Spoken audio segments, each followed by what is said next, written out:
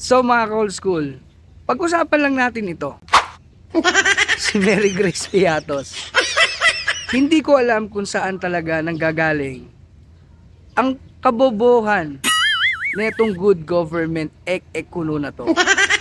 Mga kongresista na maalam daw sa batas. Pero nakita nyo naman, sa kanilang pagiging aso, talagang kahit sila'y magpakagago, gagawin nila ang kanilang gusto. Kahit magmukha na silang tanga, wala silang pakialam.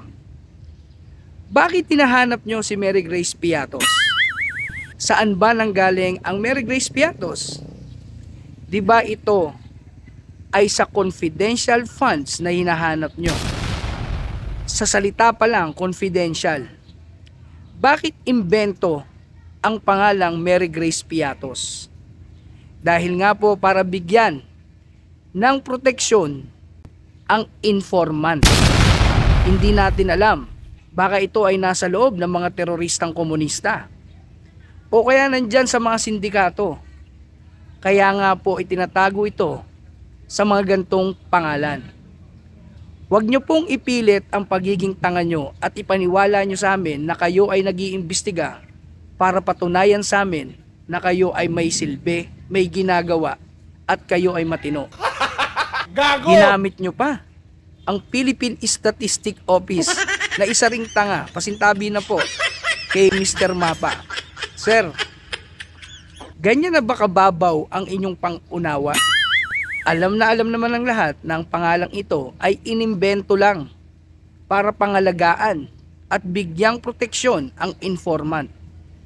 Para sa ganun, mapangalagaan natin ang ating bayan at ang kinabukasan ng mga kabataan. Hindi nyo ba napapansin na dyan sa good government, ang nag-iingay lang dyan ay ang Makabayan Black na tinatawag nilang sarili nila na sila ay makabayan.